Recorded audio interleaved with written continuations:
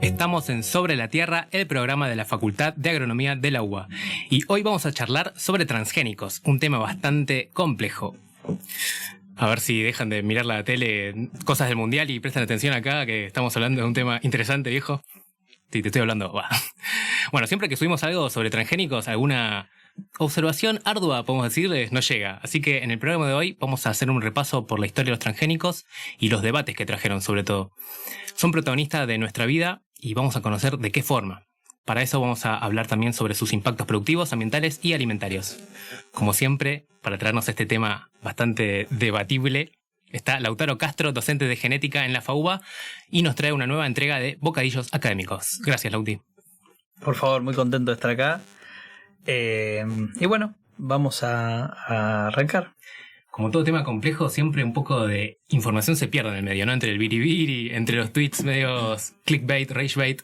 Sí. ¿Querés contarnos qué son primero? Bueno, hay algo que pasa mucho. Este programa lo mira mucha gente que es de la academia, pero también últimamente yo estoy encontrando más interacciones también con gente más alejada.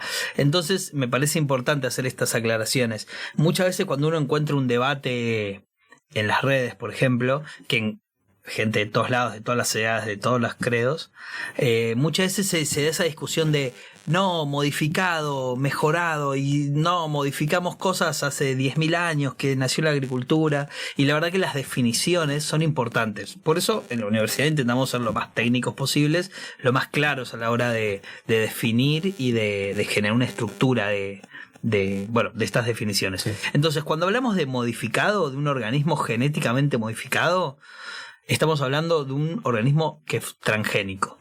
Y un transgénico es un organismo que tiene un gen que fue insertado. Okay. Puede ser de esa misma especie, puede ser de otra especie, puede ser de una bacteria, de una planta, de un pez. Pueden ser un gen que se construyó con diferentes partes de diferentes genes. Porque bueno, los genes tienen partes, algunas partes se encargan de la regulación, otros se encargan de lo que va a ser el producto después de esa proteína final. Entonces yo puedo mezclar la parte de la proteína con la parte regulatoria de un gen que se transcribe o se produce muchas más veces. Entonces eso vendría a ser un transgénico. Pero nosotros venimos haciendo mejoramiento, ya sea consciente o inconsciente, desde el inicio de la agricultura y antes más también. Por ejemplo, ¿podemos tirar qué sería un mejoramiento? Y a ver, uno de los casos que son más capaz ejemplificadores es el caso del maíz. Nosotros vemos el maíz hoy en día y tenemos estos maíces grandes, con unos marlos grandes, amarillos, pero cuando uno empieza a ir para atrás, hace más de 10.000 años, lo que encuentra es el ancestro, que hoy también lo encontramos, el ancestro más cercano, que es el teosinte, que tiene una forma que es completamente distinta a la del maíz, pero también son unos granitos que están en hilera, que tienen una cobertura muchísimo más gruesa que la del maíz, son prácticamente comibles y tiene algunas características distintas, que es perenne, es muy macollador, y en cambio el maíz es anual, no es tan macollador, tiene 2 o 3 marlitos, mientras que el teosinte tiene un montón, florece, tiene varias floraciones durante el año, son plantas completamente distintas, y eso a partir de selección más o menos consciente terminamos con los maíces de hoy en día, y hoy tenemos híbridos, tenemos doble híbridos, tenemos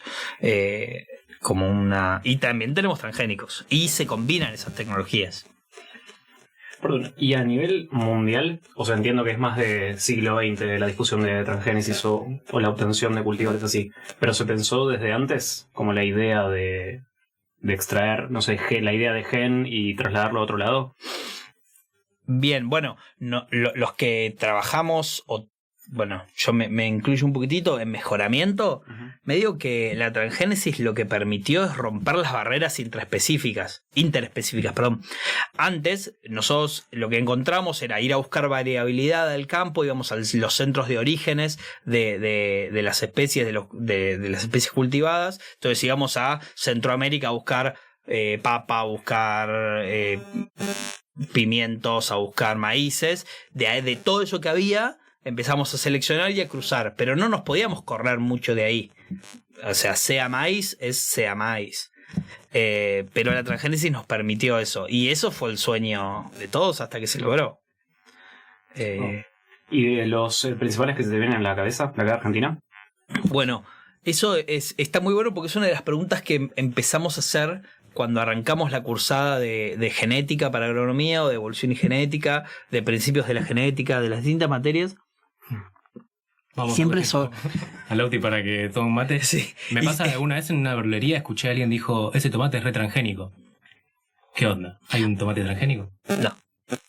Excelente. Bueno, eso es lo que pasa. Todos los años sorprende que, bueno, obviamente el público se renueva, pero se ve que no hay formación en eso hasta que llegan al momento.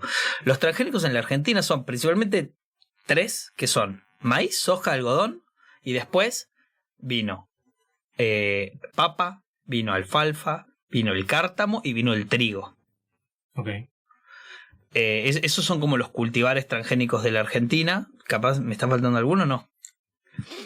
Tiraste los más importantes de escala, me parece, pero...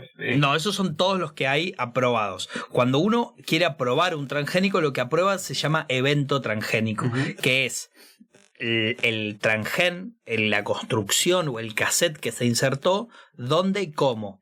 Después ese evento se puede, por cruzamientos, introgresar a distintos fondos genéticos y después inscribir cultivares. Pero son todos como instituciones emparentadas pero distintas.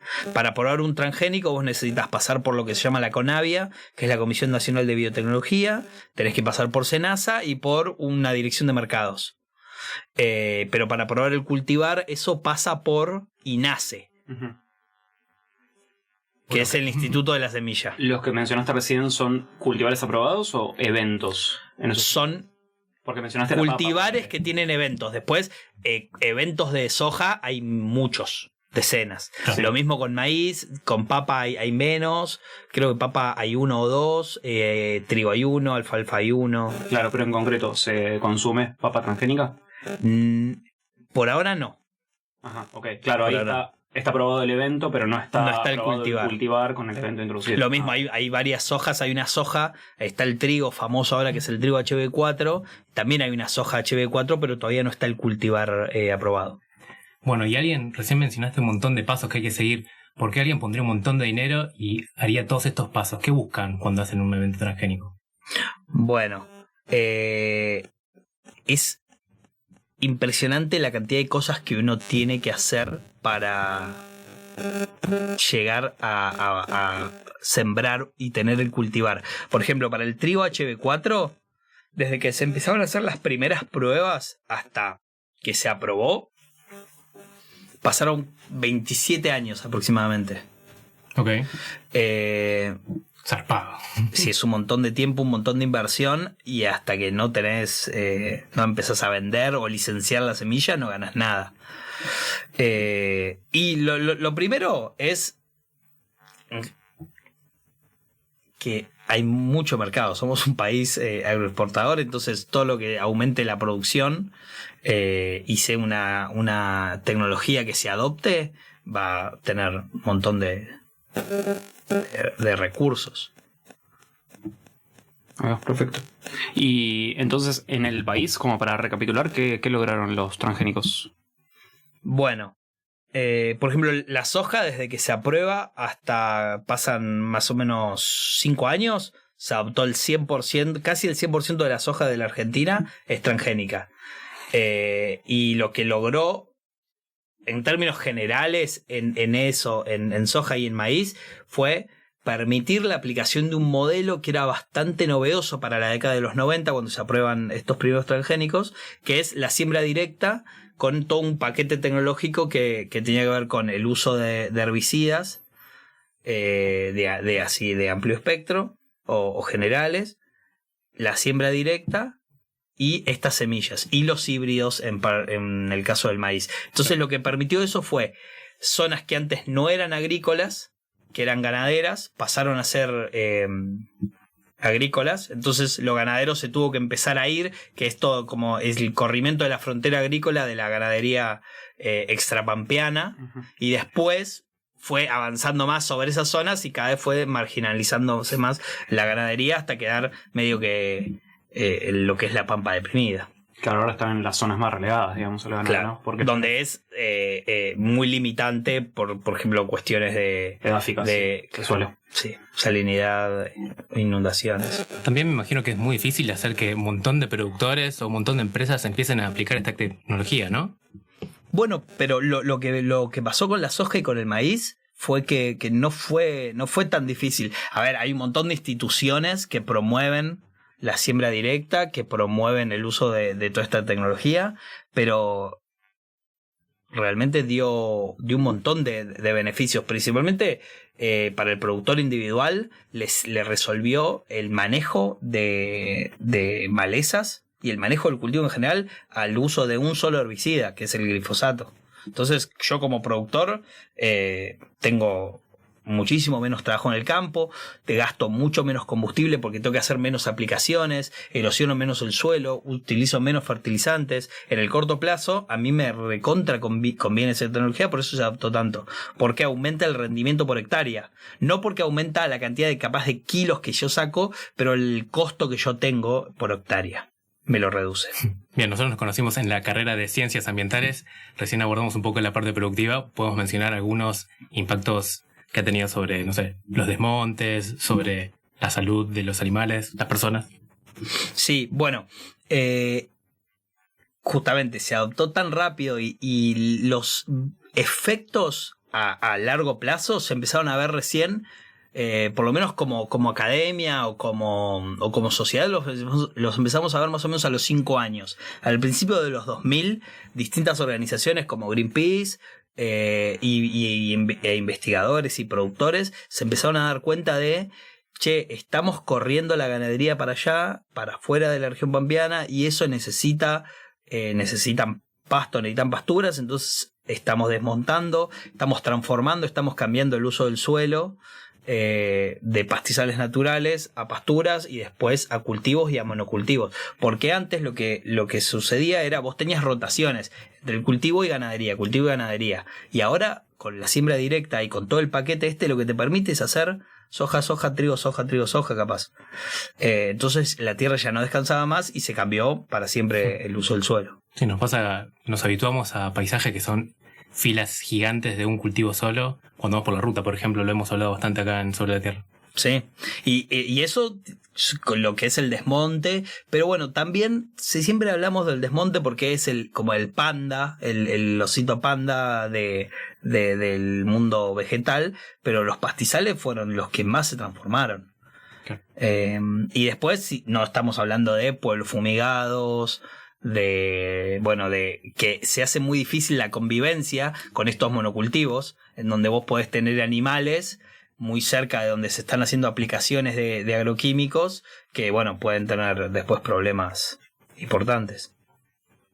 Bien, en la Facu se dieron debates muy interesantes en los últimos años, por suerte participamos de algunos de ellos, y está relacionado a lo que decía Seba, ¿no? De los impactos ambientales y demás, pero hay cosas que no están resueltas o que no fueron tratadas todavía, por ejemplo. Y esto te lo pregunto porque sé que en el mundo, ponerle algunos eventos que sí apuntaron a, no sé si Seba iba ahí, pero no sé, a resolver un problema nutricional, ponele. Sí, el Golden Rice, por ejemplo, en Asia se creó para... tiene más producción de betacarotenos, entonces resolvió algunos problemas generados por esa deficiencia que generaba ceguera. Uh-huh. Entonces eso fue como un... Vitamina A, ¿no? Pero creo que es el betacaroteno, provitamina A, sí. Entonces se hizo como este evento para, algunos dicen como una lavada de cara de la tecnología y otros fue como una ayuda humanitaria. Claro. Pero en el mundo la mayoría, más del 90% de los eventos transgénicos que se aprobaron son vinculados a la resistencia a herbicidas y a lepidópteros. Es hacia allá donde va la tecnología. Claro. Resistencia a insectos es como en el caso del algodón, del maíz. Sí, no sé, soja también. Ahí va. Y entonces te quedan, o sea, de los impactos ambientales, o sea, ¿te gustaría decir algo que, no sé, no está investigado con respecto a esto? No sé si lo tenés pensado igual. No, la verdad que no lo tenía pensado. Me parece que está bastante estudiada. Particularmente la Facultad de Agronomía Sí. tiene un laboratorio de imágenes satelitales de análisis regional que es pionero y trabaja mucho con todo lo que es el desmonte y cambios en uso del suelo. Ujú. Y formamos gente que está trabajando en diferentes lugares, mapeando. No sé, el otro día estuve hablando con un grupo de investigadores que trabajan en mapbiomas. Que están mapeando justamente ese cambio de uso del suelo de la década de los 80 hasta el 2004, tiene la última serie. Es impresionante eso. Sí, mucha gente también estudia cómo se degrada, la velocidad de degradación del glifosato. Sí. En la facu, bueno, como Santi decía, algunas cosas se fueron charlando, pero particularmente esto que era un modelo que venía, era un evento que venía con un modelo detrás. Entonces se pusieron bastante bravas las cosas. ¿Vos tenés un poquito de data de cómo se vivió ese momento? Ponele. Sí, la verdad que es interesante. Acá es donde hice más trabajo periodístico, que fui a las fuentes. Nos quieren robar el trabajo. Me puse a hablar con un grupo de... Bueno, hoy son todos investigadores, algunos ya jubilados, y les pregunté exactamente eso. ¿Cómo se vivió ese hito del 96 cuando se aprueba el primer evento transgénico, que es la soja? Y todos me dijeron, no empezó en el 96, tenés que irte más para atrás. Entonces me empezaron a contar desde ahí. Hablé particularmente con alguien que en ese momento era estudiante, alguien de grado, otro que era de doctorado y otro que ya era un investigador formado titular. No revela sus fuentes, impresionante. Adelante. Entonces, lo que me cuentan es, vos te tenés que ir muchísimo para atrás. Vos te pensás que empezó en el 96, pero no, esto empezó en el 86. En el pueblo, la ciudad, perdón, de Azul. El primer hito biotecnológico de la Argentina, capaz alguien va a decir, oh no, yo conozco, pero bueno, este es el hito que se trabajan con unas vacunas recombinantes en bovinos. Se contrabandea de Estados Unidos y de Canadá estas vacunas y se hace un experimento que se inyectan, creo que eran 20 vacas, 24 vacas con esta vacuna y se las somete a exposición de vacas con rabia y bueno, y unos controles. Todo completamente ilegal. Rarísimo. Pero lo que está ¿por qué diciendo. era ilegal? Porque no había un marco regulatorio tampoco. Claro. No había nada. Entonces, bueno, eso obviamente gente que estaba trabajando ahí se dio cuenta que... Algunos cuentan que hubo algunos escapes de virus y esas cosas, pero bueno, no tengo fuentes reales. ¿Vos querés que nos cierren el programa, Lauti? Por favor. No tengo fuentes reales de eso, pero bueno, lo que pasó es que instantáneamente apenas un investigador levantó la mano y dijo, che, esto está raro, se decomisó, se sacrificaron las vacas, todo, se hizo todo un trabajo de cenaza muy, muy profesional. Excelente. Entonces ahí se empieza como a planificar lo que es la Comisión Nacional de Biotecnología, que es la CONAVIA, que se aprueba en el 91. Pasaron 5 años... Claro. Y después tienen que pasar 5 años más para que se apruebe el primer transgénico. Y en esos primeros años del 91, ¿qué estaba pasando en agronomía, en la Facultad de Agronomía? Ustedes cursaron genética. Ok. Vieron que nosotros en la cursada enseñamos las principales 2 técnicas para obtener un transgénico. Enseñamos marcadores moleculares, capaz un poquito de mejoramiento asistido con marcadores, enseñamos clonación, enseñamos algunas técnicas recombinantes, pero en ese momento no se enseñaba. Solo en la carrera los chicos solamente veían algunas cosas de genética molecular, capaz en microbiología. Porque eso sí estaba más avanzado, todo lo que es lo que hoy llamamos biofarming, que es producir capaz proteínas a partir de hongos, levaduras. Entonces la facultad integra la CONAVIA, pero nadie de genética estaba capacitado para hacerlo. Entonces llaman a un investigador de exactas que terminó después como creando lo que es el Instituto de Biotecnología de INTA, siendo una de las como de los popes de la disciplina.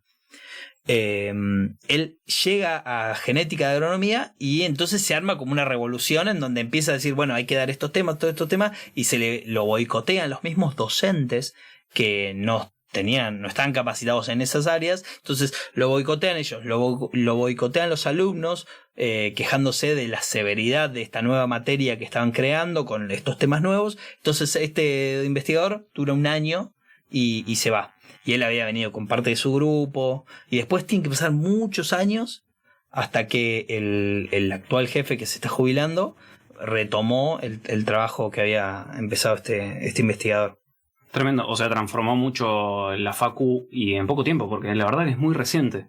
Es muy reciente y no se discutía mucho la sociedad. Bueno, lo de Azul pasó desapercibido. La Conavia también. Recién en el 2000 la sociedad civil empezó a decir, che, ¿qué es esto de la soja? En la facultad se veía como una herramienta más que venía a transformar, en vez de lo que era la labranza con arados o todo lo que es más conservacionista del suelo, por una siembra directa, era una herramienta más.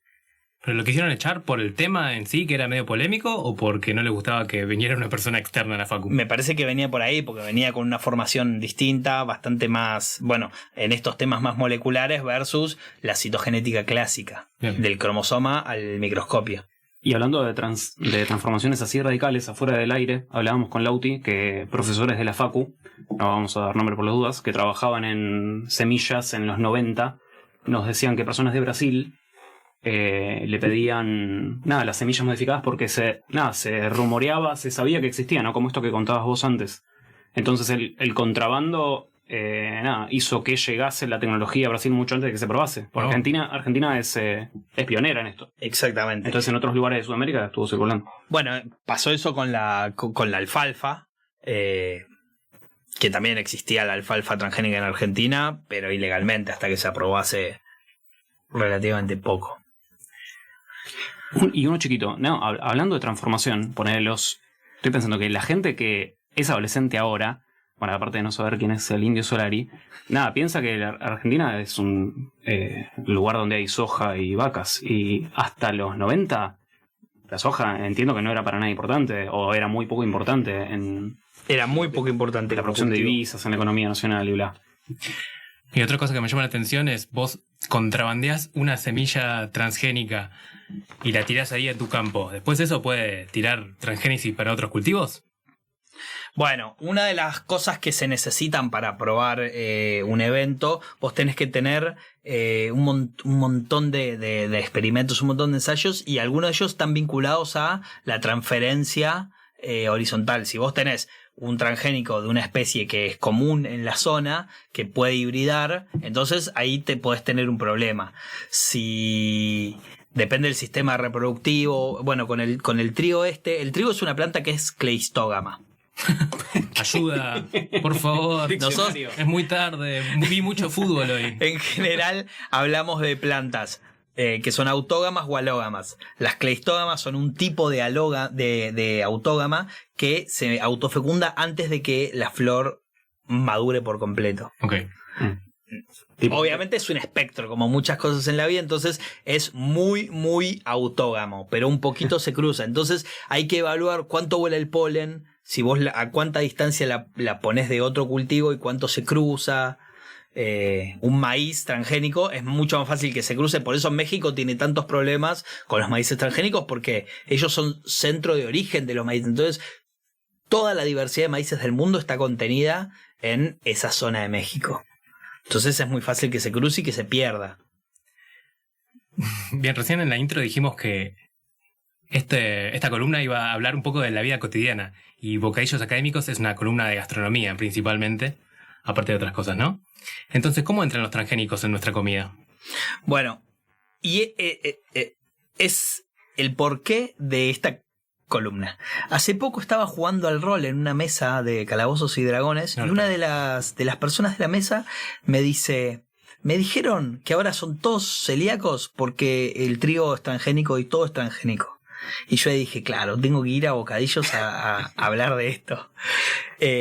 y como que le intenté hacer como el repaso histórico de en qué momento empiezan o esta persona fue diagnosticada con celiaquía. Entonces empezamos a pensar, bueno, a ver, si eso fuera real, entonces vos a los 10 años que te dijeron que era celíaca, entonces tendrías que haber consumido trigo transgénico. Ponerle si es el causante. Bueno, el trigo transgénico recién se aprobó y se empezó a sembrar en el 22-23.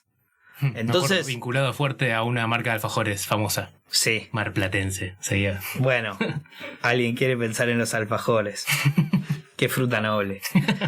Entonces, ya no podría ser por la escala de tiempo. Y además no podría ser por la escala de adopción de la tecnología. Más de todas las hectáreas, miles de hectáreas de trigo en la Argentina, el 0,5 o 0,9 son solo del transgénico. Okay. Entonces está muy poco adoptada. Tiene algunos problemas que después podemos tomar. Pero bueno, la base de todo lo que es galletitas, alfajores, está basado en la producción de transgénicos. Porque la soja, por ejemplo, se hace lecitina de soja, que es un emulsionante que se usa mucho en la industria.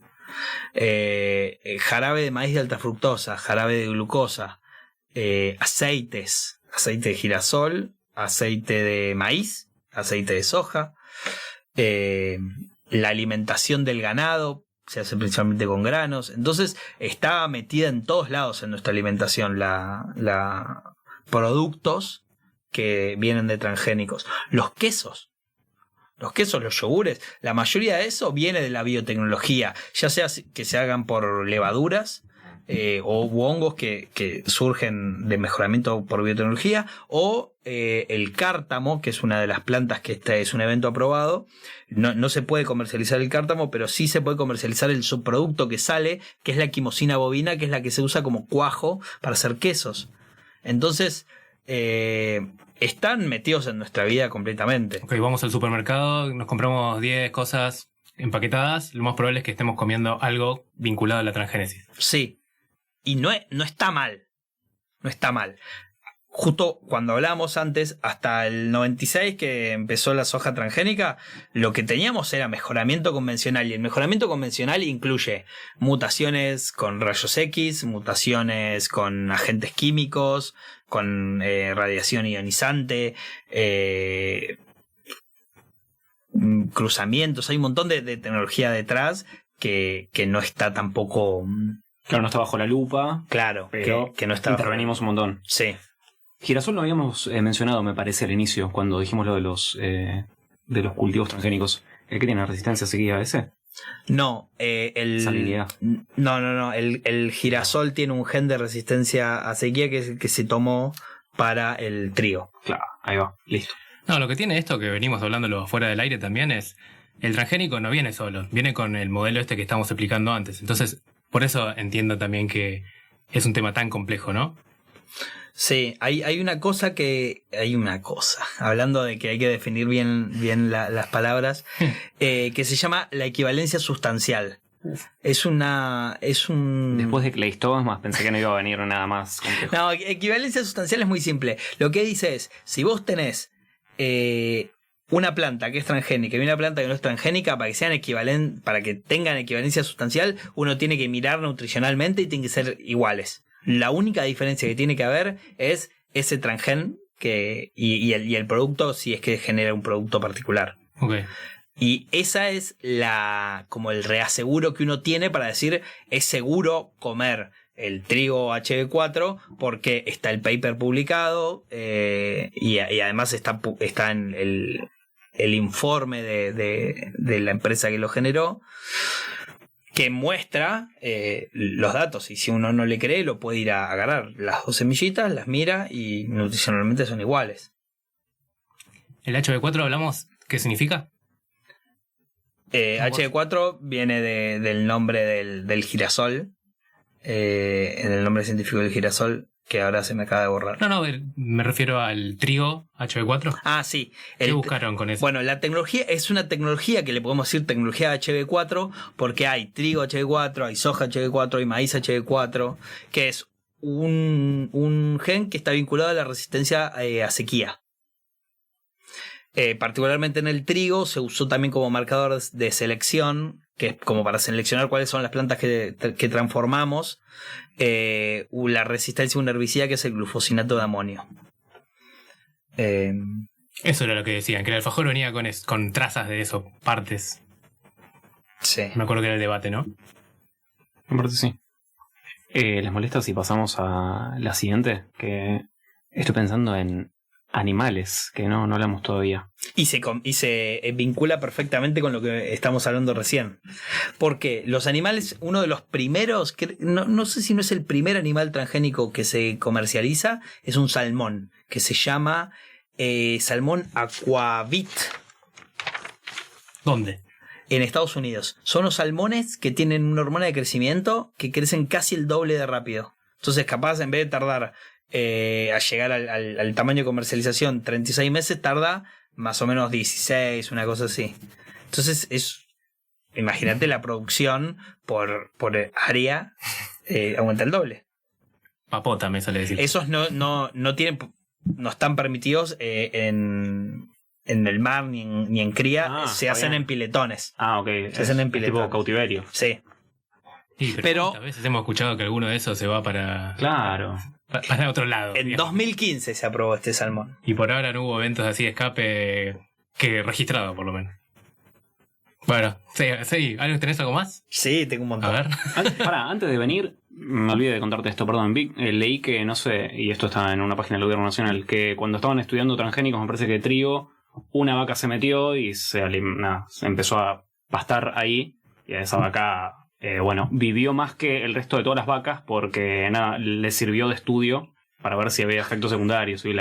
Sí. Así que me refiero, es difícil controlar animales, qué sé yo. Es muy difícil. Me da la sensación. Yo trabajé 3 años haciendo un ensayo de 2 años, evaluando ovejas comiendo raigras transgénico. Cisgénico, perdón. Ahora podemos hablar de eso. Cisgénico. Sí. Bajaste la voz, siento que fue algo ilegal, pero bueno. Sí. No. Sí, así. No, porque... Bien, en 2006 se aprueba en Europa, en general, en la Unión Europea, unas cabras que producen leche con hormona de crecimiento. Europa es pionera en prohibir y limitar el ingreso de plantas transgénicas, pero por lo que es esto de animales tipo biofarming o tambo farmacéutico, no tiene tanto problema. Argentina, de la mano de Biocidus y de la mano de la Facultad de Agronomía también, tiene como 3 linajes de vacas, que son Pampa, Mansa y Patagonia. En cada una de ellas se hizo transgénesis, que incluye también clonación, para producir en la leche determinadas proteínas. Una, que es la Pampa, produce la hormona de crecimiento humano, la de Messi. Saludo para Lío. Excelente. Trae la cuarta. En el contexto. La Patagonia, insulina.